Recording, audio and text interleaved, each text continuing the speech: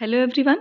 तो वेलकम है आपका एक बार फिर होम साइंस विद चार्ली में, या हम लोग ये कहें कि super duper Sunday with Charlie में। फ़िलहाल ये सुपर संडे तो नहीं है क्योंकि हम लोग इसमें भी आज पढ़ाई के मूड में हैं और हम लोग पढ़ाई ही करेंगे। ठीक है, वैसे पढ़ाई कर रहे हैं संडे को तो ये भी सुपर ही है ना, क्योंकि पढ़ाई से ज़्यादा सुपर कोई काम है ही नहीं। तो और बताइए आप लोग कैसे हैं? तो आई होप बिल्कुल सब लोग एकदम बढ़िया होंगे और संडे भी आप लोग थोड़ा सा अपना देख ही रहे होंगे और संडे को एंजॉय भी कर रहे होंगे। तो अब आज हम लोग जो है ये भी आपका एक पेपर है, जो पेपर है आपका ये है मध्य प्रदेश का जो सेट का एग्ज़ाम हुआ था, स्टेट एलिजिबिलिटी टेस्ट, वो पेपर है, उसको हम लोग इसको सॉल्व करेंगे। ठीक है, तो इसमें भी आपके 150 क्वेश्चंस होते हैं। तो 50 आपके जो आपका जनरल पेपर होता है उसका होता है और 100 आपके सब्जेक्ट वाले होते हैं। तो हम लोग यहाँ पे सिर्फ सब्जेक्ट वाला डिस्कस करेंगे। आज हम लोग सिर्फ 40 क्वेश्चन करेंगे, इसके बाद फिर हम लोग 30-30 के स्लॉट में करेंगे। ठीक है, ये वीडियो थोड़ी लंबी हो सकती है क्योंकि जो पेपर है ये आपका कह सकते हैं कि नेट का पेपर जैसा होता है। मतलब जिस तरह के उसमें क्वेश्चंस आते हैं आपके मैचिंग वाले, सीक्वेंस में लगाने वाले, है ना, मल्टीपल चॉइस वाले, तो इस तरीके से हैं, इस वजह से थोड़ा सा टाइम लग सकता है। मैंने पूरी कोशिश करी कि एकदम से डिटेल हम लोग इसका डिस्कशन करें। तो क्योंकि काफ़ी ऑप्शंस इसमें नए नए दिखे मुझे, नए क्या मतलब थोड़ा सा अच्छा सा पढ़ने वाला, इसलिए मैंने वो सभी इसमें इंक्लूड कर दिया। तो चलिए बिना किसी देर के हम लोग स्टार्ट करते हैं। यहाँ पर जो 51 नंबर का क्वेश्चन है, या फिर हम लोग ये मान लेते हैं कि फर्स्ट नंबर का क्वेश्चन हमारा। ठीक है, हिंदी और इंग्लिश सॉरी, हिंदी और इंग्लिश आपको दोनों देखने को मिलेगा। ठीक है, सबसे फर्स्ट नंबर का क्वेश्चन है, हम लोग फर्स्ट ही कहेंगे यहाँ पर। ठीक है, फर्स्ट क्वेश्चन है हमारा, आपका है पायसी कारक। तो पायसी कारक क्या है, आपको पता ही है कि पायसी कारक को हम लोग बोलते हैं इमल्सीफायर्स। ठीक है, तो जो इमल्सीफायर्स होते हैं वो क्या करते हैं, इसमें आंसर पहले से गिवन है लेकिन फिर भी हम लोग अच्छे से देख करके तभी करेंगे। ठीक है, तो जो पायसी कारक होता है वो आपका क्या है, तेल और पानी को अलग होने से रोकना। इमल्सीफायर्स का यूज हम लोग इसीलिए करते हैं। ठीक है, जैसे आपकी मेयोनीज होती है तो उसमें लेसिथिन का यूज करते हैं, तो इसीलिए एक स्टेबलाइजर का काम करता है वो। ठीक है, कि मतलब दो अगर सब्सटेंस है तो उसको अलग होने से रोके, बांध करके रखे उसको। ठीक है, इसके बाद आपका एंटीऑक्सीडेंट यानी कि प्रतिऑक्सी कारक। तो जो एंटीऑक्सीडेंट होते हैं वो क्या करते हैं आपके, वो स्वाद और रंग और जो रंग में परिवर्तन होने को क्या करते हैं, रोकते हैं। और निमर्मल कर्मक का मतलब ये होता है आपके जो क्लैरिफाइंग एजेंट होता है। ठीक है, इंग्लिश में भी देखते चलते हैं। तो क्लैरिफाइंग एजेंट जो आपके होते हैं वो क्या करते हैं, क्लाउडीनेस को दूर करते हैं, धुंधलापन को दूर करना। ठीक है, मतलब जो फूड में क्लाउडीनेस हो जाती है या ऑयल वगैरह होता है जो, उसमें इसको यूज किया जाता है। इसके बाद आपका आपका प्रच्छादक। तो प्रच्छादक जो होता है ये आपका एक तरीके का फूड एडिटिव्स है, जिसको हम लोग सीक्वेंट्रेंट्स बोलते हैं। ठीक है, ये आपके देखिए लिखा हुआ है यहाँ पर सीक्वेस्ट्रेंट। तो जो सीक्वेस्ट्रेंट होता है उसको यूज़ किया जाता है भोजन को खराब होने से रोकने के लिए। ये ऑप्शन यहाँ पर ऑलरेडी दिया हुआ है, ये आपका करेक्ट आंसर हो जाएगा। यहाँ भी हम लोग एक बार मैच कर लेते हैं इंग्लिश वाला भी। ठीक है, तो इमल्सीफायर क्या काम करता है आपका, prevent the separation of oil and water. Antioxidant क्या करेगा, prevent flavour and colour changes. और क्लैरिफाइंग एजेंट क्या करेगा, टू रिमूव क्लाउडीनेस। एंड आपका सीक्वेंस्टेंट जो है वो आपका क्या करेगा, ये प्रिवेंट डिटोरिएशन ऑफ फूड। इसको जब फूड में मिला दिया जाएगा, फूड प्रिजर्वेटिव के रूप में भी इसको रखा जाता है। फूड में मिला करके क्या किया जाएगा, इसका फूड में जो डिटोरिएशन होता है, खराब होने का चांस रहता है, उसको रोका जाता है। ठीक है, तो ये ऑप्शन यहाँ पे हो गया, एक क्वेश्चन हमने कर लिया। अब दूसरा है कि which of the following comes under high temperature preservation.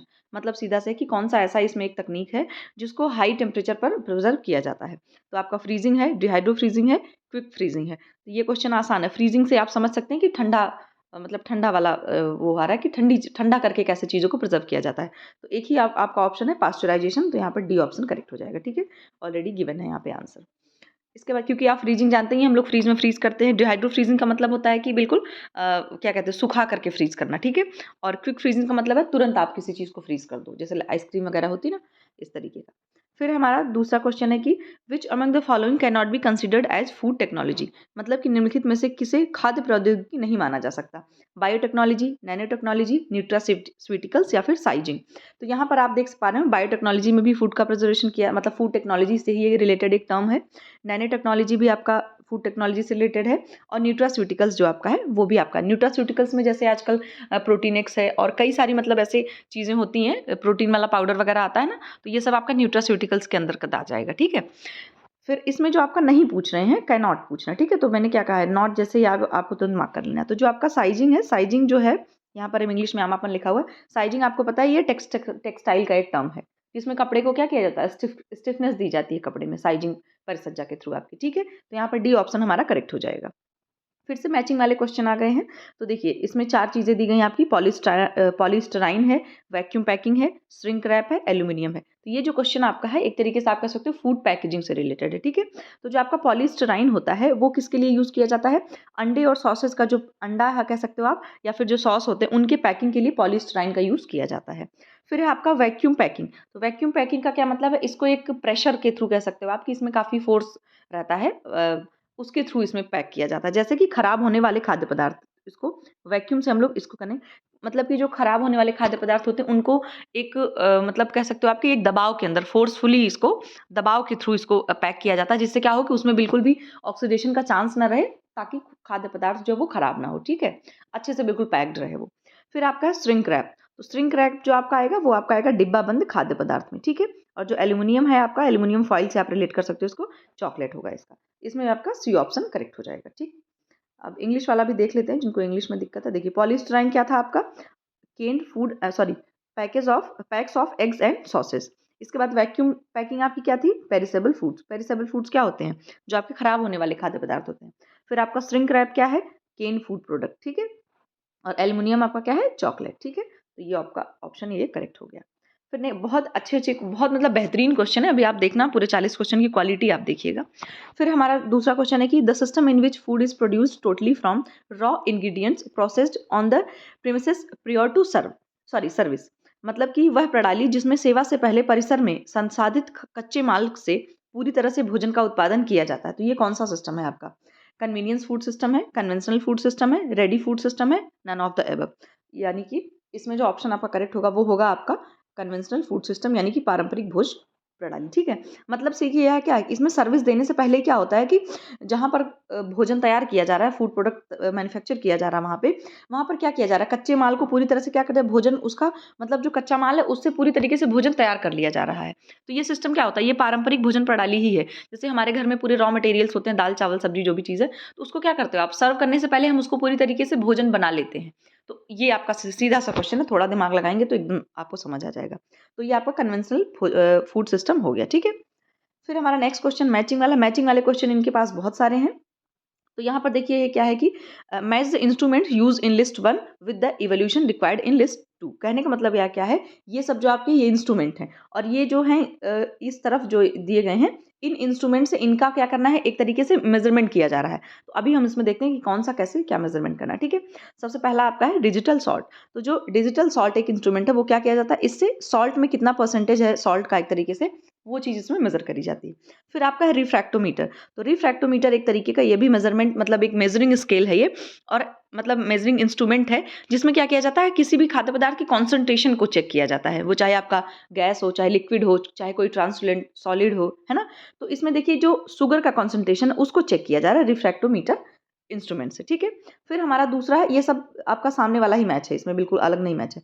फिर है आपका ब्यूटायरोमीटर। तो ब्यूटायरोमीटर भी मैं आपको बता दूं, ये भी एक मेजरिंग इंस्ट्रूमेंट है, जो क्या करता है कि मिल्क और मिल्क प्रोडक्ट, अब उसमें चाहे आपका दूध हो गया, चाहे आपका मक्खन हो गया, इन सभी चीज़ों में फैट का जो परसेंटेज है वो कितना है, उसको ये चेक करता है। ब्यूटायरोमीटर जो है आपका बटर कंटेंट में फैट का अमाउंट कितना वो चेक करता है, ठीक है। या फिर अगर इसके सामने लिखा होता मिल्क एंड मिल्क प्रोडक्ट, तब भी आप मैच कर सकते थे, क्योंकि जो ब्यूटायरोमीटर इंस्ट्रूमेंट है ये दूध और दूध के जितने भी उत्पाद होते हैं उन सभी को मतलब मेजर करने में मदद करता है। फिर आपका है ब्रेबेंडर फेरिनोग्राफ। तो जो आपका ब्रेबेंडर फेरिनोग्राफ होता है, ये देखिए plasticity of wheat dough. Wheat dough का मतलब क्या है, जो आपका आटे का डो बनाया जाता है, उसकी विस्कोसिटी, या फिर आप ये कह सकते हो कि उसकी एक मतलब चेक करता है कि उसकी जो पानी और आटे को मिला करके उसकी जो मिक्सचर बनाया गया है उसमें कितनी विस्कोसिटी, उसको चेक करता है। एक तरीके से आप कह सकते हो कि जो आटा और पानी मिला करके गेहूं के आटे का डो बनाया गया है उसमें चिपचिपाहट कितनी है, उस चीज़ को मेजर करता है, मापता है इसको, ठीक है। तो ये इसमें मैच नहीं करना है, जो इसके सामने लिखा हुआ सेम उसी से मैचिंग है, ठीक है। इस तरीके से आप देख सकते हो यहाँ पे। डिजिटल नमक मीटर नमक का प्रतिशत ज्ञात करता है, रिफ्रैक्टोमीटर चीनी का कॉन्सेंट्रेशन, ब्यूटायरोमीटर मक्खन का फैट का कंटेंट, और जो आपका ब्रेबेंडर फेरिनोग्राफ है वो गेहूं के आटे की नमनीयता, मतलब कि गेहूं के आटे में नमनीयता कितनी है, उसको जब आटे के साथ पानी के साथ मिला करके उसका डो बनाया जाता है, उस चिपचिपाहट कितनी है, ठीक है। ये आप आई होप आपको बढ़िया ये समझ आ गया होगा, ठीक है। फिर हमारा दूसरा है richest source of vitamin C. तो ये भी बताना नहीं है आपको, आंवला है, ठीक है। और आपका जो कर्ड होता है, सॉरी दही है आपकी, तो आपका कैल्शियम वगैरह इसमें बढ़िया पाया जाता है। और इसके बाद जो है ये आपका कैरोट है, इसमें आपकी विटामिन ए यानी कि आपका जो है बीटा कैरोटीन, ये सब पाया जाता है, ठीक है। सॉरी, बीटा कैरोटीन के रेटिनॉल, ये विटामिन ए के फॉर्म में जो आपका गाजर में रेटिनॉल के फॉर्म में विटामिन ए पाया जाता है, क्योंकि जो आपके कैरोटीनॉइड्स वाले होते हैं वो आपकी हरी और पीली सब्जियां जो होती है उनमें पाया जाता है, ठीक है। अब हमारा दूसरा क्वेश्चन है कि असर्शन और रीजन वाला क्वेश्चन है, fish should be consumed by heart patient, मतलब कि जो मछलियां होती हैं वो जो कोई हार्ट पेशेंट है उनको खाना चाहिए। रीजन दिया है, it is an excellent source of eicosapentaenoic acid which protect against cardiovascular disease. Eicosapentaenoic acid आपका क्या है, बहुत ही एसेंशियल फैटी एसिड होता है आपका। इकोसा पेंटाइनोइक एसिड, डोकोसा हेक्साइनोइक एसिड और एक आपका होता है अराकिडोनिक एसिड, ठीक है। ये तीनों जो आपके होते हैं ये आपके एसेंशियल फैटी एसिड में आते हैं। एसेंशियल फैटी एसिड का क्या मतलब है कि मतलब इनको आपको अपने डाइट से, फूड से आपको इनको लेना होता है, आपके बॉडी में ये सिंथेसिस नहीं होता है, ठीक है। तो इसमें जो आपका असर्शन और रीजन दिया गया है वो दोनों आपका सही है, क्योंकि जो हृदय रोगी होते हैं उनको मछलियों का सेवन करना चाहिए। क्यों करना चाहिए? क्योंकि जो आपकी मछलियां होती हैं उनमें ये जो गुड मतलब एसेंशियल फैटी एसिड होते हैं ये पाए जाते हैं, और जो आपके एसेंशियल फैटी एसिड होते हैं वो आपको हार्ट डिजीज यानी कि कार्डियोवैस्कुलर डिजीज से बचाते हैं, क्योंकि ये क्या करते हैं कि जो आपके बॉडी में एलडीएल यानी कि बैड कोलेस्ट्रॉल होता है इनको ब्रेक डाउन करने में मदद करते हैं, ठीक है। तो इसमें भी आपका ए ऑप्शन जो है वो बिल्कुल करेक्ट है। फिर हमारा नेक्स्ट क्वेश्चन है, match the fatty acids in list 1 with their occurrence in list 2। इसमें भी आपको मैचिंग करनी है। तो मैचिंग में आपको क्या होगा, लॉरिक एसिड है, ओलेइक एसिड है, अरेकिडिक एसिड है और आपका लिनोलेइक एसिड है। तो जो आपका लॉरिक एसिड होता है वो आपके कोकोनट ऑयल में पाया जाता है, बिल्कुल ये एक सैचुरेटेड फैट है आपका, जो मतलब कोकोनट ऑयल होता है। तो आप कह सकते हो कि ये स्मॉल चेन वाले फैटी एसिड में आता है जो आपका लॉरिक एसिड, ठीक है। फिर आपका ओलेइक एसिड जो है वो आपका ऑलिव ऑयल्स में पाया जाता है। फिर आपका जो अरेकिडिक एसिड है वो आपको पीनट यानी कि मूंगफली के तेल में पाया जाता है। और जब जो आपका लिनोलेनिक एसिड है, जो आपका लिनोलेनिक है इसको ओमेगा 3 भी बोलते हैं, इस तरीके से लिखते हैं ओमेगा 3, ठीक है। और जो आपका लिनोलेइक एसिड होता है उसको ओमेगा 6 भी बोलते हैं। तो ये आपका लिनोलेनिक जो है वो आपके सोयाबीन ऑयल में पाया जाता है। आई होप ये भी आपको अच्छे से क्लियर हो गया होगा। अब यहाँ पे भी हम देख लेते हैं, लॉरिक एसिड आपका कहाँ पाया जाएगा, नारियल के तेल में। ओलेइक एसिड आपका जैतून के तेल में, अरेकिडिक मूंगफली के तेल में और लिनोलेनिक आपका सोयाबीन के तेल में। बी ऑप्शन करेक्ट हो जाएगा। फिर हमारा दूसरा है कि arrange the steps involving in making refined oil in the correct sequence. जो आपका रिफाइंड ऑयल बनाया जाता है उसको सही चरणों में उसको लगाना है आपको। तो सबसे पहले देखिए जो आपका होगा उसमें क्या होता है कि सॉल्वेंट एक्सट्रैक्ट एंड प्रेसिंग, मतलब कि विलायक, निकर्षण और निष्पीडन। कहने का मतलब है कि जहां से भी, जिस भी बीज से आप कह सकते हो उस बीज से तेल आपको क्या एक्सट्रैक्ट कर लेना, उसको निकाल लेना, ठीक है। तो वो तेल निकाला गया आपका। इसके बाद फिर क्या होता है, सेंट्रीफ्यूजिंग एंड वॉशिंग। ये एक तरीके का जो सेंट्रीफ्यूजिंग एंड वॉशिंग होता है ये भी एक तरीके का मशीन है जिसमें क्या किया जाता है, तेल को आप कह सकते हो कि वॉशिंग, अब यहाँ पर धोने का मतलब ये है, वॉशिंग जो लिखा हुआ है मतलब अच्छे से उस तेल का सेंट्रीफ्यूजिंग कर लिया जाता है, जिसको हम लोग कह सकते हो अपकेंद्रण, मतलब कि उसको उस मशीन में डाल करके एक प्रोसेस से उसको गुजारा जाता है, आप ये समझ सकते हो, ठीक है। इसके बाद क्या किया जाएगा, ब्लीचिंग करी जाएगी। ब्लीचिंग में क्या होता है कि ब्लीचिंग इसलिए तेल की करी जाएगी कि तेल में जो कलर है, मान लीजिए बहुत डार्क कलर है या जैसा भी है, उस तेल को बिल्कुल कलर उसका हटाया जाएगा, जिससे रिफाइंड ऑयल आप देखते हो ना बिल्कुल ऑफ वाइट कलर का दिखता है। तो ब्लीचिंग में उसकी एक तरीके से आप कह सकते हो विरंजन कर दिया जाएगा, ताकि उसका जो कलर है वो हटा दिया जा सके। और सबसे लास्ट में क्या किया जाएगा, डिओड्राइजेशन। अगर उसमें किसी तरह की स्मेल आ रही है या जो पर्टिकुलर जिस सीड का तेल वो बनाया गया है उससे अगर महक आ रही है उसको भी खत्म कर दिया जाएगा, ठीक है। इस वजह से सबसे पहले क्या होगा आपका, सबसे पहले जो है हम 4 को करेंगे, 4 के बाद हम 3 को करेंगे, इसके बाद हम 1 को और लास्ट में हम 2 को, ठीक है। तो इसमें भी आपका सी नंबर का ऑप्शन जो है वो करेक्ट हो जाएगा, ठीक। फिर हमारा मैचिंग का क्वेश्चन है। तो मैचिंग वाले क्वेश्चन में फिर से आपका देखिए कि प्रोटीन लॉसिंग, इसमें आपको बताना है कि क्या कैसे होता है, ठीक है। तो जो प्रोटीन लॉसिंग की बात हो रही है, मतलब प्रोटीन नहीं डाइजेस्ट हो रहा है एक तरीके से आप कह सकते हो, वो क्या हो रहा है, गैस्ट्रो इंटेस्टाइनल मैनिफेस्टेशन, मतलब कि जो आपका गैस्ट्रो इंटेस्टाइनल ट्रैक्ट है आपका, जीआईटी जिसको बोलते हैं, उसमें कोई दिक्कत हो रही है, इस वजह से आपका प्रोटीन अच्छे से जो है डाइजेस्ट नहीं हो रहा है। इसके बाद आपका आता है राइनाइटिस। तो जो राइनाइटिस होता है इसको बोलते हैं मतलब जैसे किसी को होता है ना वो यूजुअली क्या बोलते हैं, दौड़ा पड़ता है लोगों को, या इसको यूजुअली थोड़ा कुछ लोग है ना इस तरह नाक से मतलब वो क्या होने लग जाता है, ब्लीडिंग होने लग जाती है, ठीक है। तो इसमें क्या है, अगर नाक से कुछ होने लग जाए तो इसका मतलब वो आपका रेस्पिरेटरी मैनिफेस्टेशन, यानी कि आपके श्वसन तंत्र में कोई गड़बड़ी है, इस वजह से वहाँ पे ये चीज़ होने लग जा रही है। इसके बाद आपका आता है आर्टिकारिया। तो जो आपका यूटिकारिया है वो आपका है क्यूटेनियस मैनिफेस्टेशन। क्यूटेनियस का मतलब क्या होता है, सब क्यूटेनियस स्किन होती है ना हमारी, तो स्किन में क्या होता है, इसमें आपके ब्लड में जो हिस्टामाइन होता है, हिस्टामाइन और कुछ ऐसे केमिकल्स होते हैं जो आपकी स्किन में ज़्यादा मात्रा में रिलीज होने लग जाते हैं। तो इस तरीके से जो हमारी स्किन होती है वो खराब सी होने लग जाती है, पिंपल वगैरह होने लग जाते हैं, खुरदुरी हो जाती है बिल्कुल। तो ऐसे टर्म को हम लोग अर्टिकारिया बोलेंगे। इसके बाद है आपका एनाफाइलेक्सिस। जो एनाफाइलेक्सिस है आपका, वो है आपका सिस्टमैटिक मैनिफेस्टेशन। तो एनाफाइलेक्सिस का मतलब ये होता है कि बहुत कोई व्यक्ति है जिसको एलर्जी, मतलब किसी चीज़ से, पर्टिकुलर किसी चीज़ से उसको बहुत एलर्जी हो जा रही है, ठीक है? तो उस एलर्जी की वजह से उसको दिक्कत होने लग जा रही है, इसको जो है एनाफाइलेक्सिस बोलेंगे। ये एक तरीके की एलर्जी है, आप समझिए। ये जिस तरफ आपका शब्द दे रखा है वो एलर्जी वाली चीज़ें हैं। और ये पर्टिकुलर जो एलर्जी है वो कौन से बॉडी के ऑर्गन को अफ़ेक्ट कर रही है उसके बारे में दिया गया है, ठीक है? तो यहाँ पर देखिए क्या है कि प्रोटीन खोने वाला जो आपका आएगा जठरांत संबंधी, नासाशोथ आपका श्वसन प्रकटीकरण, और पित्ती आपकी, ये जो है हिंदी में बहुत अजीब दिया, त्वचीय प्रकटीकरण, मतलब त्वचा में दिक्कत होने लग जाएगी। मैंने आपको बताया कि हिस्टामाइन और कई ऐसे केमिकल्स होते हैं जो आपके स्किन में अधिक मात्रा, मतलब ब्लड में अधिक मात्रा में रिलीज होने लगते हैं, जिससे आपके त्वचा पे प्रभाव दिखता है, ठीक है? और तीव्रग्राहिता मतलब व्यवस्थित प्रकटीकरण, ठीक है? तो यहाँ पे भी आपका सी ऑप्शन करेक्ट हो जाएगा। फिर हमारा सर्सन रीजन का क्वेश्चन है कि nutrition plays an important role in any stage of cancer, कि मतलब जो पोषण होता है आपका वो कैंसर की किसी भी अवस्था में क्या महत्वपूर्ण भूमिका निभाता है। अब रीजन दिया गया है as it influences DNA synthesis, repair and methylation, मतलब कि यह डीएनए संश्लेषण, मरम्मत और मैथिलीकरण को प्रभावित करता है। तो इसमें जो अससन और रीजन दिया गया है, ये बिल्कुल दोनों चीजें आपकी सही हैं, कि जो बात सही है कि जो आपके न्यूट्रिशन होता है वो कैंसर के किसी भी रोल में, मतलब किसी भी स्टेज में फायदा पहुंचाता है। ऐसा नहीं कि उसको ठीक कर देगा बिल्कुल, लेकिन वो फायदेमंद होता है। क्यों फायदेमंद होता है? क्योंकि जो आपका न्यूट्रिशन है वो क्या करेगा, डीएनए के मरम्मत में और डीएनए के रिपेयरिंग में, उसके मिथाइलेशन में मदद करता है। इस वजह से यहाँ पर भी बोथ आर राइट हो जाएगा, यानी कि बोथ आर करेक्ट, ठीक है? इसके बाद फिर दूसरा, arrange the stage of cancer in the correct order, कि मतलब जो अगर कैंसर स्टार्ट होता है तो वो कैसे होता है स्टार्टिंग में, ठीक है? तो सबसे पहले इसमें जो आपका होता है वो होता है इनिशिएटेड सेल, मतलब जो आपकी सेल होती है उसका बहुत मल्टीपल डिवीजन होने लग जाता है, बहुत तेजी से होने लग जाता है, ठीक है? मतलब 2 4 फिर 8 फिर 16 फिर 32 फिर ऐसे करके, तो इस तरह से। तो आपका सबसे फर्स्ट नंबर पे जो आएगा वो आएगा सी, ठीक है? इसके बाद फिर दूसरा आएगा कि क्या कहते हैं, कार्सिनोमा C2। कार्सिनोमा C2 जो आपका होता है, इसमें भी क्या होगा कि धीरे धीरे जब यहाँ पर सेल बढ़ने लग जाती हैं, फिर धीरे धीरे उन सेल में आप कह सकते हो डीजेनरेट, मतलब डीजेनरेशन स्टार्ट हो जाता है कार्सिनोमा C2 में, ठीक है? तो यहाँ पर फिर आपका ए आएगा। इसके बाद जब वो होने लग जाएगा, फिर क्या होगा, इन्वेसिव कार्सिनोमा। इन्वेसिव कार्सिनोमा का मतलब क्या है, जो सेल होती हैं वो धीरे धीरे जो मतलब डैमेज हो रही हैं, यहाँ पर जो शुरू हुआ है कार्सिनोमा C2, वो धीरे, अब इन्वेसिव कार्सिनोमा में क्या होगा, सेल्स आप जो रहेंगी वो ज़्यादा मात्रा में डैमेज होने लग जाती हैं, ठीक है? तो यहाँ पर फिर डी ऑप्शन हो जाएगा। और सबसे लास्ट में जो आपका मेटास्टेटिस, मतलब कि रूप परिवर्तन, तो और इसके बाद बी ऑप्शन जो होगा लास्ट में, सबसे पहले लास्ट में क्या होगा आपका, कि जो सेल है वो पूरी तरीके से क्या होगी, एकदम पूरी तरीके से वो बदल जाएगी, और फिर वो धीरे धीरे कैंसर का रूप लेने लग जाएगी। तो यहाँ पर भी बी ऑप्शन आपका करेक्ट हो जाएगा, ठीक है? फिर हमें यहाँ पे फिर से मैच करना है।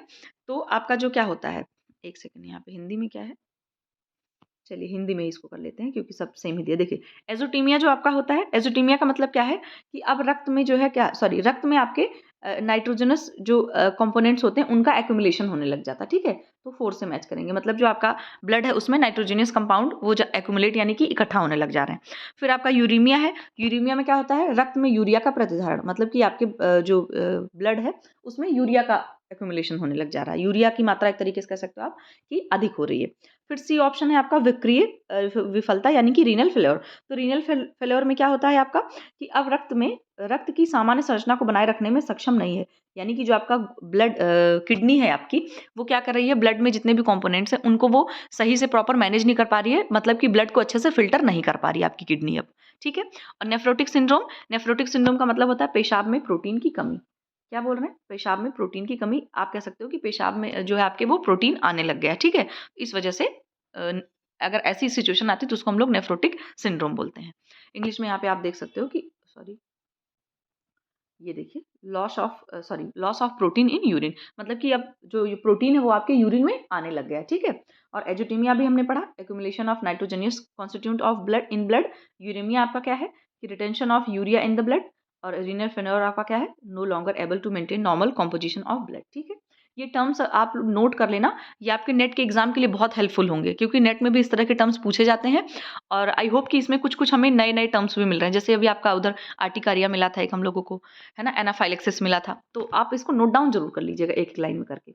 फिर दूसरा अससन रीजन का क्वेश्चन है कि casein and its preparation such as casilan can be added to the beverages given to patient suffering from nephrotic syndrome.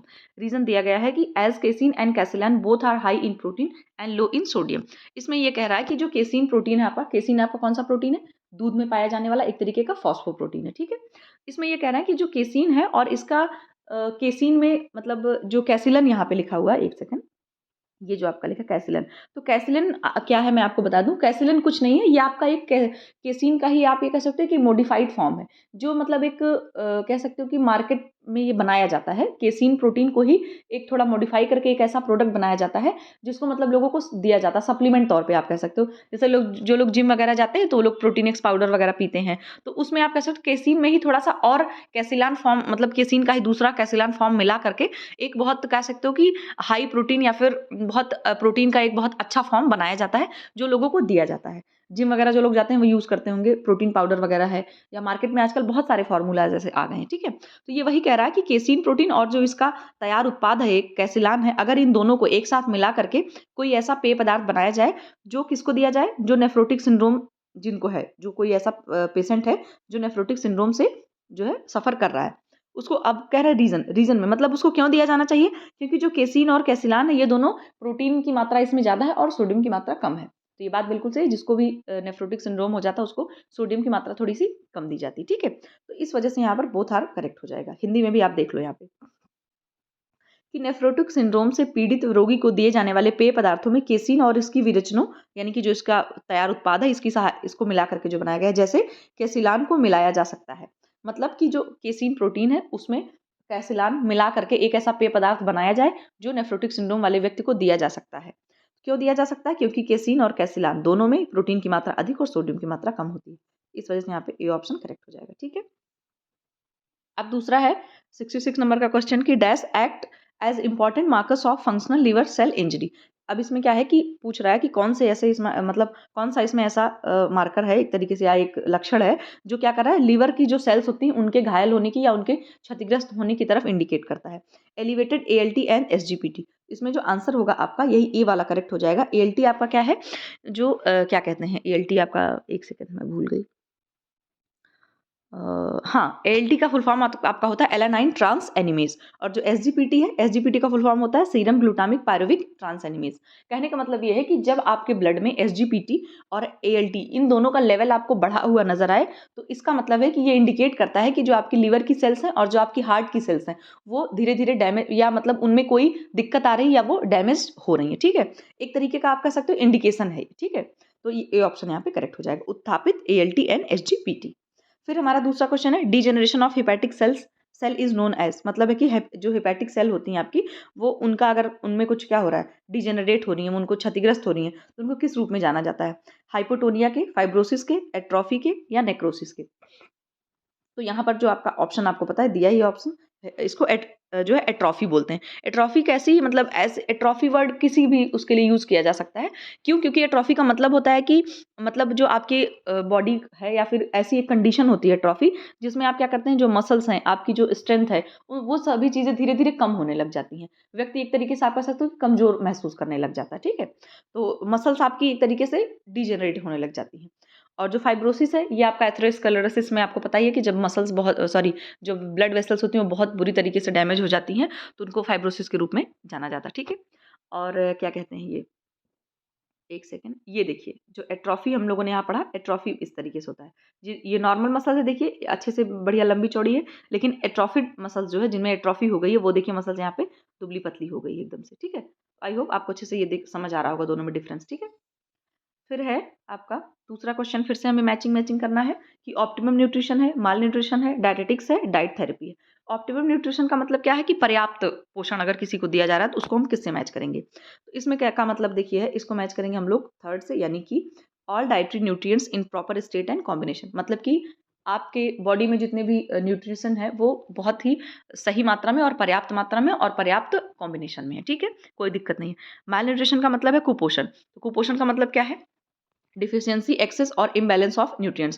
कहने का मतलब ये है कि आपके शरीर में या तो किसी चीज़ की कमी हो गई है, या तो जो न्यूट्रिएंट्स है, मतलब न्यूट्रिएंट्स की या तो कमी हो गई है, या तो जो न्यूट्रिएंट्स है वो आपके शरीर में क्या है, इम्बैलेंस हो गए हैं, अपर्याप्त मात्रा में हो गए हैं। माल न्यूट्रिशन का मतलब देखिए यही नहीं होता है कि आपके शरीर में कई सारे न्यूट्रिएंट्स की कमी हो जाए। अगर आपके शरीर में इम्बैलेंस हो गया है, मतलब मान लीजिए कि प्रोटीन अधिक हो गया है, कार्बोहाइड्रेट कम हो गया है, या फैट बहुत अधिक हो गया है, या फैट कम हो गया है, विटामिन कम हो गए, तो उसको आप माल न्यूट्रिशन के ही कैटेगरी में डालेंगे, ठीक है।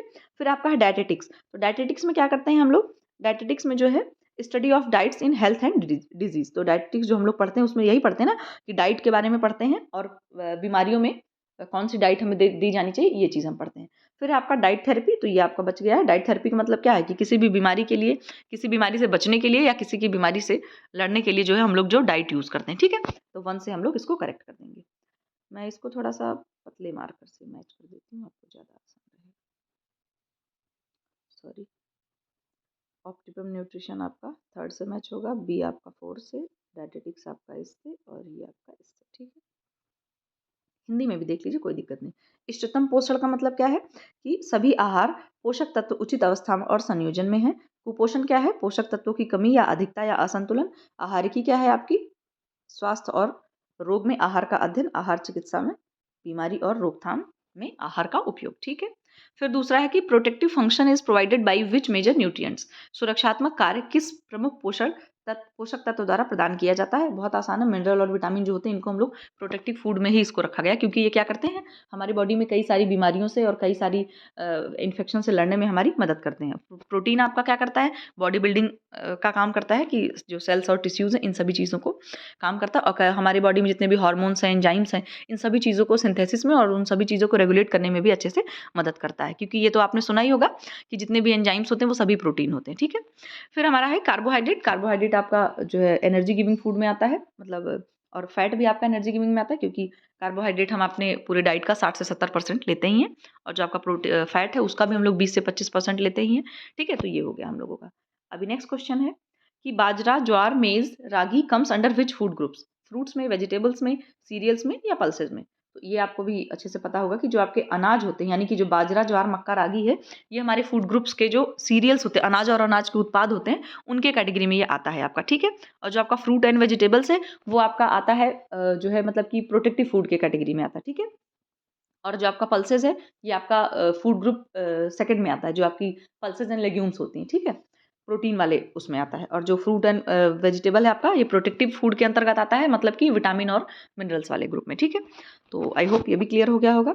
फिर दूसरा है कि yarn which are classified as novelty yarns, मतलब कि जो आपके सजावटी यार्न्स एक तरीके से कह सकते हो, डिजाइन जिससे बनाई जा सकती है या अलग टेक्सचर दिया जा सकता है, ऐसे यार्न को आपको इसमें पहचानना है।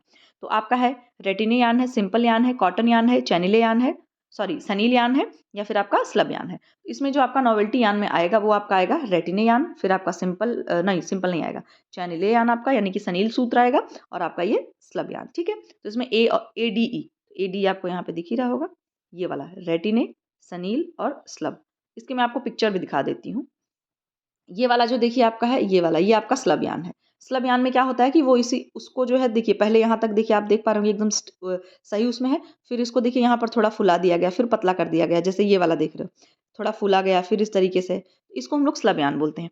और ये वाला जो आपका है इस तरीके से आप देख पा रहे होंगे, नॉर्मल है, इसके बाद बीच से इसको एक और धागा इस पे लगाया गया है, इसको हम लोग चैनिले यार्न बोलते हैं, ठीक है। तो इसमें आपको अच्छे से देख के क्लियर हो रहा होगा, आई होप क्लियर हो ही रहा होगा, ठीक है। तो ये हमारा स्लब यार्न हो गया, और ये आपका सनील हो गया, ठीक है। एक और मैं दिखा दूं आपको, ये आपका है स्लब यार्न। कौन सा है ये आपका है स्लब यार्न, ठीक है। स्लब यार्न देखिए इस तरीके का, कारपेट वगैरह घर में रहता है तो इस तरीके से आप इसको कर से, थोड़ा गुच्छे गुच्छे टाइप का है ये, ठीक है। ये स्लब यार्न का बना हुआ फैब्रिक है, स्लब यार्न नहीं है, ठीक है। मुझे दिखा तो मैंने आपको यही दिखा दिया। अब नेक्स्ट है हमारा विच among the following is not basic structure of weft knitting. जो आपकी बाना कपड़े वाली, मतलब बाना बुनाई की जाती है, आपकी ताना बाना होता है ना, वार पैंट वेफ्ट, तो जो आपकी बाना मुखी बुनाई है उसमें से कौन सी इसकी बुनियादी संरचना नहीं है? तो जो देखिए आपकी रिब बुनाई है ये भी आपके बाना मुखी में आती है, पर्ल बुनाई भी आपकी आती है उसी में, इसके बाद इंटरलॉक बुनाई भी इसमें आती है। लेकिन जो आपका ट्रिकॉट है ये जो है ये एक दूसरे तरह का ये फैब्रिक होता है, जाली जाली टाइप का ये कपड़ा होता है, तो इसको ट्रिकॉट बोलते हैं, मतलब, तो इस वजह से ये आपका बानामुखी बुनाई में नहीं आएगा, ठीक है। तो यहाँ पे डी ऑप्शन हमारा करेक्ट हो जाएगा। अब हमारा नेक्स्ट क्वेश्चन फिर से मैचिंग करना है, और ये बहुत ही बेहतरीन क्वेश्चन है। देखिए शैडो वर्क है, एप्लिक है, स्मोकिंग है और क्विल्टिंग है। तो जो शैडो वर्क होता है आपका वो कैसा होता है, मतलब कि शैडो का मतलब क्या है, छाया, परछाई पड़े जिस चीज़ की, इसको हम लोग जो है आपके stitched work on reverse side. कहने का मतलब क्या है, जो इसकी स्टिच करी जाती है शैडो वर्क वाली, तो इसकी स्टिच जो होती है वो पीछे से रिवर्स, मतलब आपको दिखाई देती हैं एक तरीके से, और ये जो पीछे से दिखती हैं इसी वजह से वो उसको शैडो वर्क बोला जाता है। अभी मैं आपको दिखाती हूँ शैडो वर्क क्या होता है। फिर नेक्स्ट हमारा एप्लिक। एप्लिक वर्क क्या होता है कि छोटे छोटे कपड़ों की डिज़ाइन काट करके आप उसके किसी कपड़े के ऊपर लगा करके आप उसको सिल करके डिज़ाइन बना दो। लाइक एक दुपट्टा है मान लीजिए, फॉर एग्ज़ाम्पल ये दुपट्टा है और आपने ये स्मॉल पीस काट लिया, एक फ्लावर आपने इस तरीके से काट लिया, ठीक है? ये फ्लावर का आपने अलग से कपड़े पे डिज़ाइन किया, कपड़े पे ड्रॉ किया और उस कपड़े को उसी कपड़े के आकार का काट लिया और फिर इस फूल को उठा के आपने यहाँ पर ऐसे रख करके अच्छे से सिल दिया। चारों तरफ से इसको आपने अच्छे से इसको टाँक दिया, ठीक है? ऐसा होता है आपका एप्लिक वर्क। तो एप्लिक वर्क का मतलब stitch one piece of design on to other fabric, मतलब एक फैब्रिक से निकाल के आपको दूसरे फैब्रिक से फूल काट के दूसरे फैब्रिक पे आपने सिल दिया। ये हो गया। फिर आपका स्मोकिंग। तो स्मोकिंग जो आपका कपड़ा होता है वो होता है horizontal rose of dots running tacking stitch. तो मतलब कि ये वाला आपका ये हॉरिजॉन्टली इस तरीके से सिला जाता है। अभी इसको भी मैं आपको दिखाती हूँ। मतलब हॉरिजॉन्टली डिज़ाइन होती है इस तरीके रो होती है ऐसे। और क्विल्टिंग का कपड़ा जो होता है आपका होता है वो होता है लेयर्स ऑफ फैब्रिक। कई तह को एक ही में करके इसको सिला जाता है, ठीक है? तो यहाँ पर मैं आपको दिखा दूँ, ये देखिए आपका शैडो वर्क। ये है शैडो, ठीक है? शैडो वर्क इसलिए मैं इस कहा जा रहा है इसको। आप देखिए आपको बाहर की ये डिज़ाइन दिखाई दे रही है? 1 सेकंड। ये आपको इसमें हाँ, ये आपको बाहर की डिज़ाइन अच्छे से दिख रही है जो बनी हुई है, दिख रही होगी बिल्कुल। लेकिन आपको इसमें पीछे का भी इसमें तो अगर आप देखो यहाँ पे देखो ये भी थोड़ा दिख रहा है ऐसे। ये पीछे से भी थोड़ा-सा इस तरीके से इसमें दिखाई दे रहा है। क्योंकि ये जो सिलाई करी जाती है ना, ये धागा पीछे जा कर के एकदम से इसको कह सकते हो भर देता है बिल्कुल। तो वो भरी हुई चीज़ आपको इधर दिखाई देती है, इसलिए आपका ये शैडो वर्क हो गया। शैडो वर्क आपका ये चिकनकारी का आपकी डिज़ाइन है, चिकनकारी जो आपकी लखनऊ में फ़ेमस है। तो ये आप कह सकते हो कि चिकनकारी में जो शैडो वर्क होता है वो चिकनकारी में किया जाता है, ठीक है? फिर ये आपका है क्विल्टिंग डिज़ाइन। क्विल्टिंग डिज़ाइन का मतलब क्या होता है? इसमें कंटीन्यूअस लाइन्स होती हैं और इससे डिज़ाइन बनाई जाती है। आप देख पा रहे होंगे कि ये डिज़ाइन इस तरीके से यहाँ है, फिर ये इस तरीके से है, फिर ऐसे है, फिर ऐसे है। मतलब आप अगर देख पाओ तो इसमें समझना मुश्किल है थोड़ा-सा आपको कि कहाँ से ये लाइन शुरू की गई है और कहाँ पे इसका अंत है। तो ऐसे जो है प्रोडक्ट को हम लोग क्विल्टिंग डिज़ाइन बोलेंगे। तो ये आपकी क्विल्टिंग डिज़ाइन हो गई, ये आपकी शैडो वर्क हो गया। अब आगे का मैं दिखा दूँ आपको, ये है आपकी स्मोकिंग, ये वाला जो आपको दिख रहा है। स्मोकिंग में क्या था? हॉरिजॉन्टल रोज़ थी, ठीक है? तो इसमें आप देख सकते हो कि चुन्नट बनाई गई है और चुन्नट बना करके उसके ऊपर देखिए डिज़ाइन बना दी गई है, ये देखिए। ये जो चुन्नट बनाई गई है ये आपको हॉरिजॉन्टल ही तो दिख रही है ना, और इस पे जो डिज़ाइन बनाई गई है ये भी देखिए हॉरिजॉन्टल ही है। हॉरिजॉन्टल का मतलब ऐसी लाइन्स, ठीक है? अगर वर्टिकल होता तो ऐसी लाइन्स रहती। तो आई होप ये भी आपको क्विल्टिंग वाला भी आपको समझ आ गया होगा, ठीक है? और ये है आपका कह सकते हो वो पैच वर्क यानी कि एप्लिक वर्क। एप्लिक वर्क को पैच वर्क भी बोला जाता है। इसमें आप देख लो ये साड़ी है और ये जो कपड़ा लगाया गया है इसमें अलग से कपड़ा इस तरह डिज़ाइन काट-काट के इस पे सिल दिया गया है और ये फ्लावर भी इसी तरीके से आपका बना दिया गया है। आई होप आपको ये भी क्लियर हो गया होगा, ठीक है? फिर दूसरा है अब अच्छा यहाँ पर वही हिंदी वाली चीज़ें हैं। तो छाया कार्य क्या है आपका? कि जो छाया कार्य है वो आपका विपरीत दिशा पर टाँके का कार्य किया गया और फिर अधिरोपण यानी कि आपका जो उधर क्या था? एप्लिक वर्क था यानी कि डिज़ाइन के एक कपड़े को दूसरे कपड़े पर रखकर सिलाई कर देना। कपड़ों की बनी चुन्नट की कढ़ाई, तो अभी आपने ये देखा ना, ये जो स्मोकिंग था ये चुन्नट वाली कढ़ाई आपकी, ठीक है? और फिर आपकी रज़ाई बनाना, तो रज़ाई बनाने का मतलब कपड़ा है, कपड़े की परतें, ठीक है? नेक्स्ट है nano technology is use to improve the fabric performance which does not include. कहने का मतलब है कि जो टेक्सटाइल में आपके नैनो टेक्नोलॉजी यूज करी जाती है तो कपड़ा बनाते के जो फैब्रिक बनाया जाता है उसमें कौन सी ऐसी क्वालिटी है जो नहीं होती है, ठीक है? तो इसमें क्या होगा? वाटर एंड ऑयल रिप्लेंसी, बिल्कुल सही बात है। नैनो टेक्नोलॉजी से जो फैब्रिक बनाया जाता है उसमें ऑयल एंड वाटर रिप्लेंसी होती है, ठीक है? मतलब वो कपड़े और पानी के लिए वो प्रतिरोधक क्षमता होती है उसमें। इसके बाद आपका एंटी माइक्रोबायल होता है, मतलब कि उसमें जो कीड़े मकोड़े होते हैं या मोथ होते हैं उन सभी को लगने के चांसेस बहुत कम होते हैं। और यूवी प्रोटेक्शन यानी कि जो आपकी यूवी रेज होती हैं उनसे भी हमारी वो रक्षा करता है। इसमें जो नहीं होगा आपका वो होगा आपका सीम रिपेयर। सीम रिपेयर्स का मतलब क्या है? जो सिलाई होती है, सीम का मतलब सीवन, सिलाई करने वाली जो रेखा होती है, तो उसमें इसको रिपेयर करने जैसा कोई बात नहीं है, ठीक है? इस वजह से यहाँ पर बी ऑप्शन हमारा करेक्ट हो जाएगा। फिर नेक्स्ट क्वेश्चन है हम लोगों का, अच्छा वही वाला है कि कपड़े के बेहतर प्रदर्शन को बनाने के लिए नैनो तकनीक का उपयोग किया जाता है जिनमें शामिल नहीं है, ठीक है? तो ये आपका जो सीम मरम्मत है यानी सीम एक तरीके की, वही आपको मैंने क्या बताया, सिलाई करने वाली जो रेखा आप बनाते हैं उसको हम लोग सीम बोलते हैं। तो इसमें सिलाई वाला कुछ भी इस तरीके का करने का सिस्टम नहीं है, ठीक है? ये क्वेश्चन बहुत अच्छा है आपके उसमें भी पूछा जाता है क्या बोलते हैं नेट वाले एग्जाम में, आपके यूजीसी नेट के एग्जाम में। इस पेपर को आप लोग अच्छे से लिख लीजिए, इसका नोट्स थोड़ा-थोड़ा ज़रूर बना लीजिए क्वेश्चन से ही देख करके, क्योंकि इसमें अगर आपने, मुझे लगता है इसमें आपने सॉल्व कर लिया ना, तो आपको नेट में 10 क्वेश्चन नहीं तो 5 क्वेश्चन तो डेफिनेटली आपको मिल जाने हैं जून 2023 वाला जो आपका होगा अभी एग्ज़ाम, ठीक है? इसमें देखिए हमें मैच करना है जो माइक्रोफाइबर्स होते हैं उनको हम लोग किस में जो माइक्रोफाइबर्स यानी जो बहुत बिल्कुल महीन और कह सकते हो आप वैसे फाइबर हैं, उनको हम लोग किस में करेंगे, माइक्रोडेनियर से मैच करेंगे, ठीक है। फिर आपका है bio component fibres. Bio component fibre का मतलब क्या है, टू कंपोनेंट्स, जो मतलब दो कंपोनेंट से मिलकर के बन रहे हो। फिर आपका नैनो फाइबर्स क्या है, नैनो फाइबर्स जो है आपका इलेक्ट्रो स्पिनिंग, मतलब वो बहुत उसमें फाइन स्पिनिंग करी जाती है, बुनाई मतलब आपकी कताई, सॉरी, बहुत फाइन कताई करी जाती है उसमें, ठीक है। ऑर्गेनिक फाइबर आपका कौन सा है, कॉटन, ठीक है। कॉटन मतलब आपका भाई कपास। यहाँ से फिर मैच कर लेते हैं हम लोग, जो आपके सूक्ष्म रेशे हैं वो किससे मरेंगे, माइक्रोडेनियर से। द्विघटित रेशे कौन से हैं, दो घटक वाले। नैनो रेशे कौन से हैं, इलेक्ट्रोस्पिनिंग। और कार्बनिक रेशे आपके कपास। D is the right answer. फिर से हमारा नेक्स्ट क्वेश्चन है अभी आपका कि eco friendly fibres that are made with the help of agro waste are, ठीक है, मतलब कि पर्यावरण के अनुकूल रेशे जो अपशिष्ट की मदद से बनाए जाते हैं, मतलब कि कैसे, कौन से ऐसे रेशे हैं जो आपके कृषि में जो चीज़ें होती हैं उनके अपशिष्ट से बनाए जाते हो। तो पीना टेक्स्ट है, लिनन है, कॉटन है, बनाना टेक्स्ट है। तो जो आपका ए एंड डी है वो आपका करेक्ट आंसर हो जाएगा। मतलब जो आपका पीना होता है वो भी पत्तों से बनाया जाता है, तो आप कह सकते हो वेस्ट जो निकलता है उससे भी तैयार किया जा सकता है। और जो आपका बनाना टेक्स्ट है, बनाना में भी जो बड़े बड़े पत्ते होते हैं ना, उनसे जो बनाया जाता है, इस वजह से ये आपका ये इको फ्रेंडली भी है और इससे आप एग्रीकल्चर से भी थोड़ा रिलेटेड है। तो यहाँ पर डी ऑप्शन करेक्ट हो जाएगा हम लोगों का। नेक्स्ट है traditional textile like patola, telia, mashru and bandhani belong to which technique.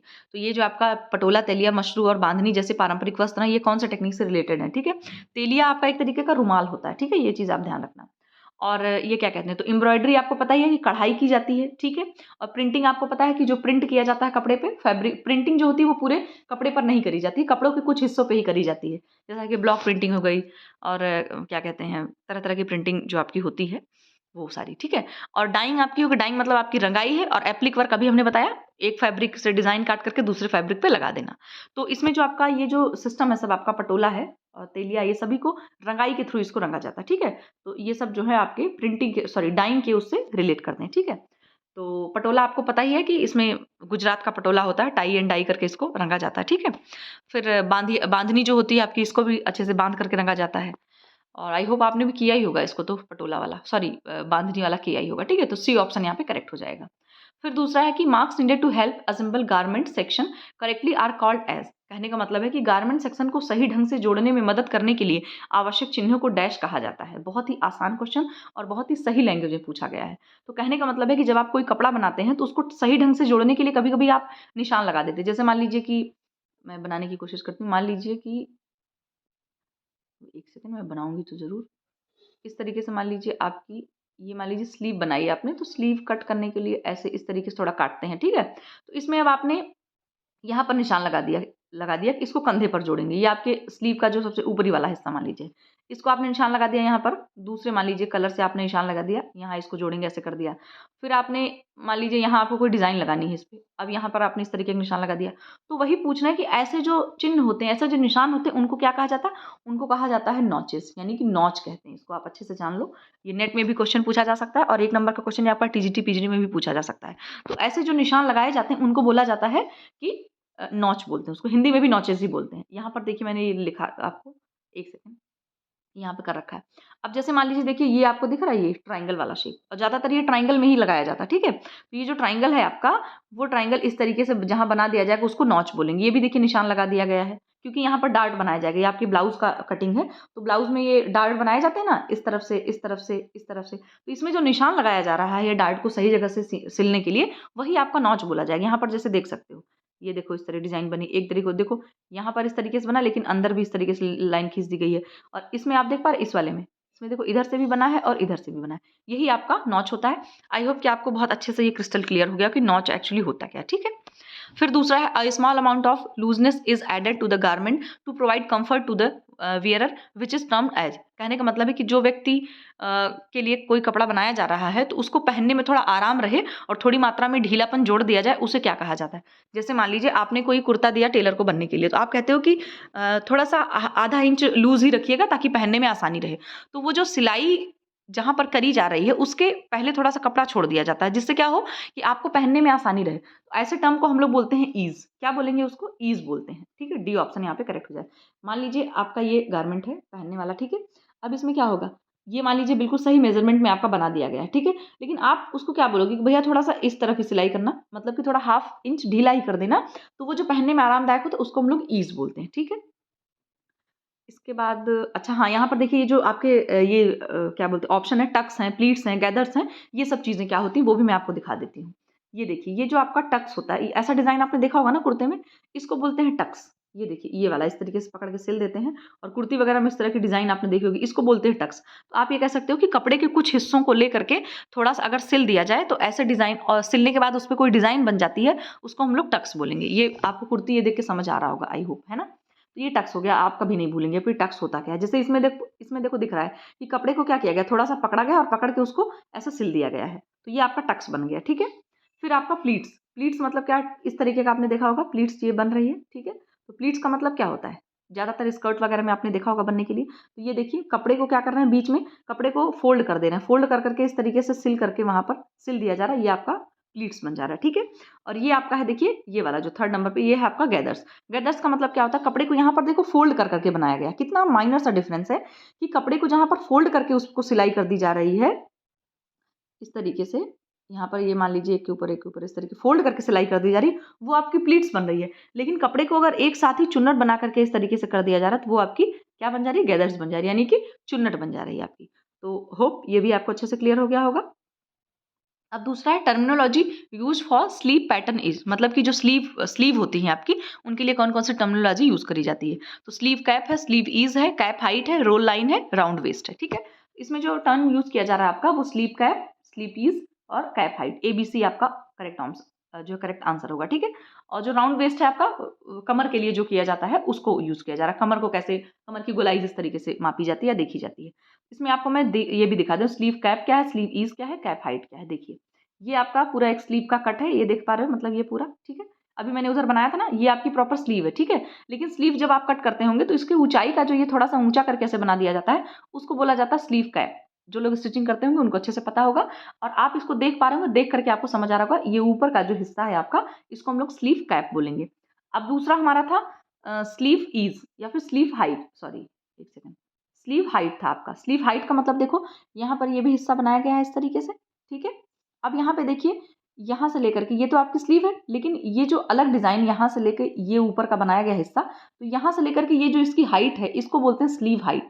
जैसे यहाँ पे आपको दिख रहा होगा, ये देखिए यहाँ से लेके पूरा ऐसे बना हुआ है, इसको बोलते हैं cap height, sorry sleeve height नहीं कैप हाइट बोलते हैं, ठीक है। ये आपका पूरा कैप जो बनाया गया इसकी हाइट कितनी, ये आपका कैप हाइट हो गया। और क्या कहते हैं, और स्लीव ईज, स्लीव ईज का मतलब क्या होगा आपको पता है? स्लीव ईज का मतलब वही है कि जैसे अभी हमने पढ़ा कपड़े में जैसे ईज छोड़ दी जाती है कि कपड़ा मतलब ढीला रहे थोड़ा और आसानी से हो जाए, उसी तरीके से स्लीव्स में भी रहेगा कि जहाँ पर मतलब जब आप बाजू को जोड़ रहे हैं, सिल रहे हैं, तो उसमें भी थोड़ी ईज आप छोड़ देंगे जिससे पहनने वाले को आसानी रहे और उसको आरामदायक रहे, ठीक है। तो उसको भी स्लीव ईज ही बोलेंगे। फिर है दूसरा क्वेश्चन हमारा कि while drawing the illustrating the stripes और pleats effect in a garment one should take into consideration few points. कहने का मतलब ये है कि किसी परिधान में जब स्ट्राइप्स या प्लीट्स के कुछ प्रभाव को चित्रित या स्पष्ट करते समय कुछ बिंदुओं को ध्यान में रखना चाहिए। तो कौन सी बिंदुओं को ध्यान में रखना चाहिए? जो आपकी हेम लाइन है और जो कर्व्स या फोल्ड्स को अनुसरण करे। कहने का मतलब अभी हमने क्या पढ़ा, प्लीट्स, ये आपकी देखिए प्लीट्स थी, दिखा दूं मैं फिर से, एक सेकंड, ये आपकी प्लीट्स थी। तो वो क्या कह रहे हैं, हेम लाइन, यानी कि जो हेम लाइन का मतलब जो सीवन रेखा है, जो सिलाई की रेखा है। तो आपको सिलाई की रेखा को और जो फोल्ड है, ये जो आपको फोल्ड दिखाई दे रहा है, ये जो फोल्ड है उनको आप अनुसरण करें, मतलब उनको ध्यान में रखेंगे आप, तभी आपकी प्लीट्स बन पाएगी और अच्छी प्लीट्स बनेगी, ठीक है। तो ये देखिए यहाँ पर कहने का मतलब ये है कि फॉलो द हेम लाइन, मतलब कि जो हेम लाइन यानी कि जो सिलाई की रेखा है ऊपर वाली, उसको आपको फॉलो करना है। कर्व्स एंड फोल्ड, जो आपने कर्व्स बनाए हैं, मतलब कर्व्स मतलब जो आपने फोल्ड किया है, चाहे आपने उसको गोल गोल फोल्ड किया, चाहे आपने उसको चौकोर चौकोर फोल्ड किया, उनको आपको ध्यान में रखना, तभी आपकी जो प्लीट्स हैं वो अच्छे से गारमेंट में आपके बन पाएंगी। इसके बाद लिखा है start from centre then move to side, मतलब कि सबसे पहले बीच में आप शुरू कीजिए, फिर आप किनारे की तरफ आइए, साइड की तरफ आप तब आइए, ठीक है। तो यहाँ पर ए और बी आपका करेक्ट आंसर हो जाएगा, यानी कि हेम लाइन और आपका केंद्र से प्रारंभ करें और फिर बाजू की ओर बढ़ें, ए आपका करेक्ट आंसर हो जाएगा, ठीक है। फिर दूसरा है while removing blood eggs meat stains care should be taken to wash it in cold and warm water instead of hot, because मतलब कि रक्त, अंडा, मांस के दाग को हटाते समय इस बात का ध्यान रखना चाहिए कि इसे गर्म पानी की बजाय ठंडे या उष्ण पानी से धोना चाहिए। तो ये आपको पता ही होगा कि जितने भी प्रोटीन वाले स्टेन होते हैं आपके, उनको कभी भी गर्म पानी से नहीं धोना चाहिए। क्यों? क्योंकि जो प्रोटीन होता है उसको अगर हम गर्म करते हैं तो वो जो है जम जाता है, क्योंकि प्रोटीन में कोगुलेशन का गुण पाया जाता है। कोगुलेशन प्रॉपर्टीज होने की वजह से हम लोग गर्म पानी से प्रोटीन से लगे हुए धब्बों को नहीं छुड़ाते हैं, क्योंकि अगर आप गर्म पानी से धुलेंगे तो वो दाग क्या होगा, और ज़्यादा उसी में जम जाएगा, कठोर हो जाएगा। इस वजह से यहाँ पर क्या ऑप्शन नंबर 1 हमारा करेक्ट हो जाएगा कि प्रोटीन सामग्री दाग को कठोर और हटाने में कठिन बनाता है। ठीक है, तो ये हमारा ऑप्शन नंबर ए करेक्ट हो गया। फिर और इधर क्या लिखा है, cellulosic material makes fabric strong when wet. ये बात बिल्कुल गलत है, क्योंकि जब जो सेलुलोजिक फाइबर होते हैं आपके, वो अगर गीले होते हैं तो गीली अवस्था में वो थोड़े से क्या होते हैं, और कमजोर पड़ जाते हैं। अगर आप कपास यानी कॉटन का जो कपड़ा है उसको आप भिगो, तो आप देखो ऐसा लगता है कि अगर आपने थोड़ा भी जोर लगाया तो वो फट ही जाएगा बिल्कुल। ठीक है, फिर हमारा दूसरा क्वेश्चन है 86 नंबर का। परेशान ना होइए, क्वेश्चन खत्म होने वाले हैं बिल्कुल। If the woollen garments are given special finish they will remain. मतलब कि अगर आप ऊनी वस्त्रों पे एक ऐसी परिसज्जा दें तो वो कैसे बने रहेंगे, water proof, moth proof, fire proof, या फिर नन ऑफ द अबव। तो जो अगर आप कैसी एक अच्छी सी एक कोई स्पेशल फिनिशिंग दे दो वुलन कपड़ों पे, तो उसमें क्या होगा, उनमें कीट या फिर मोथ वगैरह उसमें नहीं लगेगा। ठीक है, तो यहाँ पर बी ऑप्शन करेक्ट हो जाएगा। ठीक है, फिर बाकी आपकी जो वाटर प्रूफ है, फायर प्रूफ है, इन सभी चीज़ों को अलग अलग तरीकों की इसमें जो है परिसज्जा करी जाती है। आई थिंक जो फायर प्रूफ होता है उसमें अमोनियम सल्फेट की एक परत चढ़ा दी जाती है, तो उससे वस्त्रों में आग नहीं लगती। जो लोग फायर वाले में जॉब करते हैं उन लोगों के लिए वैसे कपड़े बनाए जाते हैं। ठीक है, मिलिट्री वगैरह वालों के लिए भी इस तरह के कपड़े बना करके उनको दिए जाते हैं, मतलब यूज़ करते हैं वो लोग ऐसा। फिर आपका 87 नंबर क्वेश्चन है कि the key body reference on the which the key body reference on which the body measurements are taken are. मतलब कि जब क्या किया जाता है, जब शरीर का माप लिया जाता है तो उसमें क्या किया जाता है, मतलब क्या क्या चीज़ें उसमें माप ली जाती हैं। तो वर्टिकल लेंथ है, हॉरिजेंटल लेंथ है, सर्कमफ्रेंसेस मेजरमेंट्स है, या आपका ऑल ऑफ द अबव है। मतलब कि शरीर पर अगर माप लिया जा रहा है कपड़े बनाने के लिए या किसी भी चीज़ के लिए, आप कह सकते हो कि बॉडी का ही अगर आपके मेजरमेंट किया जा रहा है तो वो कैसे किया जाएगा कि वर्टिकली लिया जाएगा। वर्टिकली मतलब आपकी हाइट देखी जाएगी, क्योंकि वर्टिकली लाइन ऐसी होती है, तो आप जब खड़े रहेंगे तो वर्टिकल पोजीशन में ही आप खड़े रहेंगे एक तरीके से। फिर हॉरिजेंटल लाइन आपकी ली जाएगी कि आप कितने मोटे हैं एक तरीके से। ठीक है, ये एक एग्जांपल दे रही हूँ मैं आपको, मोटाई आपकी देखी जाएगी। फिर आपका सर्कमफ्रेंसेस का मतलब क्या है, परिधि माप। मतलब कि ये देखा जाएगा कि आपकी जो हाथ है अब वो उसका सर्कमफ्रेंसेस कितना है, आपका हेड सर्कमफ्रेंसेस कितना है, आपका वेस्ट सर्कमफ्रेंसेस कितना है, हिप सर्कमफ्रेंसेस कितना है, ये सभी चीजें मापी जाएंगी। ठीक है, तो सभी चीजों को आप लोग लेंगे उसमें। ठीक है, यहाँ पर डी ऑप्शन हमारा करेक्ट हो जाएगा। अब हमारा दूसरा क्वेश्चन है कि in sewing machine among different parts spool pin and thread guide helps to. मतलब कि जो सिलाई मशीन होती है उसमें जो स्पूल पिन होता है और जो थ्रेड गाइड होता है वो क्या मदद करता है। तो ये क्या मदद करता है, रेगुलेट द टेंशन और pull on the upper thread to keep a balanced stitch, give zigzag stitch, lock the stitch above all of the above.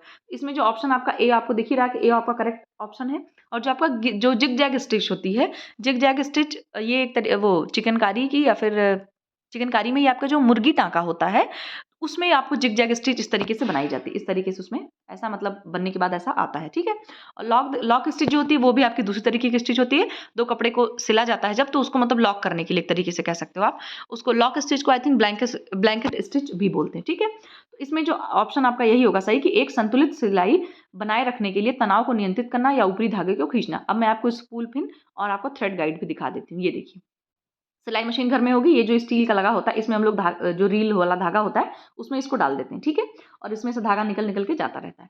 अब आपका है थ्रेड गाइड। थ्रेड गाइड का मतलब क्या है, यहाँ पर एक कट लगा होता है, ये आपको दिख रहा होगा यहाँ पे, बहुत छोटा सा है ये। ठीक है, ये जो यहाँ पर एक सेकेंड, हाँ ये देखो यहाँ पे जो थोड़ा सा कट बना हुआ है, जब धागे को यहाँ से लेकर आते हैं हम लोग तो ये कट से निकल करके धागा यहाँ पर आता है। ठीक है, तो ये जो कट लगा हुआ है इसी पर देखो थ्रेड गाइड है। थ्रेड गाइड का मतलब क्या है कि धागे को जाने के लिए एक रास्ता देना। ठीक है, तो ये जो यहाँ पर छोटा सा कट इस तरीके का बना होता है, ऐसे कट बना होता है, इसी के बीच से ऐसे धागा आ जाता है। ठीक है, और ये जो एक ऊपर ये लीवर जैसा बना होता है इस तरीके से होता है, इसमें एक होल होता है ऐसा। ठीक है, इस होल से धागा निकल जाता है आपका, उसको थ्रेड टेकअप लीवर बोलते हैं। ठीक है, आई होप ये भी आपको क्लियर हो गया होगा। इसमें से आप देख सकते हो थ्रेड गाइड कहाँ पे है और ये स्पूल पिन है आपका। ठीक है, फिर दूसरा क्वेश्चन है हमारा कि दूसरा बल्कि सेकंड लास्ट क्वेश्चन है ये। While selecting any garment few important points one should select are. मतलब कि क्या है कि जो आपका जब आप कोई भी परिधान का चयन करते हैं तो उसमें क्या क्या ध्यान रखना चाहिए आपको परिधान के लिए, कपड़ा जब कोई आप चयन करते हैं। Fabric grain, careful machining of the design, seems and reinforcement, या फिर ऑल ऑफ द अबव। इसमें क्या होगा, बिल्कुल सही बात है। फैब्रिक ग्रेन का मतलब क्या होता है कि कपड़े में जो तंतु है, उसका जो ताना-बाना, जो उसकी बुनाई है वो कैसी है, उसको ग्रेन बोला जाता है, कपड़े की ग्रेन। तो उसकी ग्रेन कैसी है? अगर आपकी बुनाई सही नहीं लगेगी तो आप कपड़ा नहीं लेंगे, बिल्कुल सही बात है। Careful machining of the design, मतलब डिज़ाइन को आप अच्छे से देख लेंगे, डिज़ाइन अच्छे से बनी हुई है कि नहीं। डिज़ाइन गड़बड़ होगी तब भी हम नहीं लेंगे। इसके बाद सीम्स एंड रीइंफोर्समेंट, मतलब कि जो आपका उसमें क्या कहते हैं, जो उसकी सिलाई वगैरह है, वो सभी चीज़ों को आप अच्छे से देख लेंगे कि सब कुछ एकदम अच्छे से है, तभी आप उस चीज़ को लेंगे। इस वजह से यहाँ पे डी ऑप्शन करेक्ट हो जाएगा, ठीक है। फिर लास्ट क्वेश्चन है आपका ये कि one of the following stitches are included in hand stitch. कहने का मतलब ये कि इनमें से कौन सी ऐसी स्टिच है जो हाथ से आपकी करी जाती है, ठीक है। तो इसमें जो आपकी बैक स्टिच है और जो बास्टिंग स्टिच है, ये आपकी हाथ से करने वाली स्टिच आपकी मानी जाती है, ए एंड बी, ठीक है। ये क्या बोलते हैं, अब आपको मैं दिखा देती हूँ बास्टिंग और बैक स्टिच क्या है। ये देखिए, बास्टिंग स्टिच जो होती है इस तरीके से गैप रहता है उसमें, ऐसे सीधे सीधे आपने ये सिलाई देखी होगी, ज़्यादातर जो सूजनी वगैरह बनाई जाती है उनमें इस तरह की जो है स्टिचिंग रहती है, ठीक है।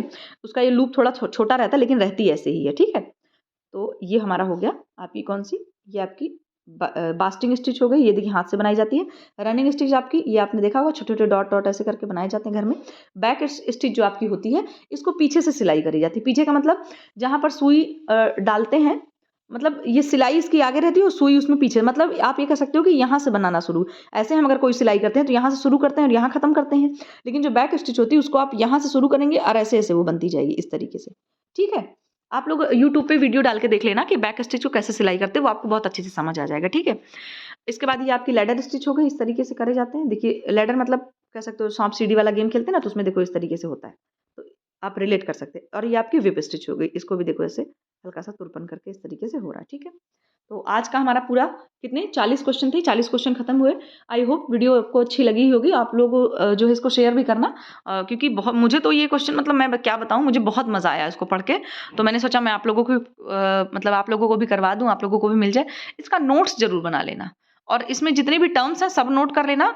जो मैंने नहीं बताया है, कोशिश तो मैंने करी कि मैं आपको सब कुछ बता दूँ, लेकिन जो मैंने नहीं बताया या मुझसे कुछ मिस हो गया हो, उसको आप लोग गूगल कल करके जो है उसको आप लोग लिख ज़रूर लेना, क्योंकि ये बहुत इंपॉर्टेंट पेपर है और बहुत मुझे इसमें बहुत अच्छा पेपर लगा, मुझे सच बताऊँ आपको। बहुत ही स्टैंडर्डाइज़्ड और बहुत ही अच्छे लैंग्वेज में दिया गया। इसकी हिंदी भी कितनी अच्छी है आप खुद देख सकते हो। तो चलो अब वीडियो यहीं बंद करते हैं और आप लोग अपना ध्यान रखिए और वीडियो को देखिए, नोट्स बनाइए, रिवीजन करिए, पढ़ाई करते रहिए। जून में आपको नेट निकालना ही निकालना है। जिनका भी नहीं निकला है वो लोग पढ़ाई करेंगे, अच्छे से पढ़ाई करेंगे, सीरियस होकर के और मोटिवेट होकर के, ठीक है। तो बस क्योंकि परिश्रम आप करेंगे तो आपका परिश्रम कभी गायब नहीं होने वाला, ना कभी वेस्ट जाने वाला, ठीक है। तो चलिए ध्यान रखिए, bye bye, take care. Video थोड़ी लंबी होगी बट आप लोग पेशेंस के साथ देखना जरूर इसको।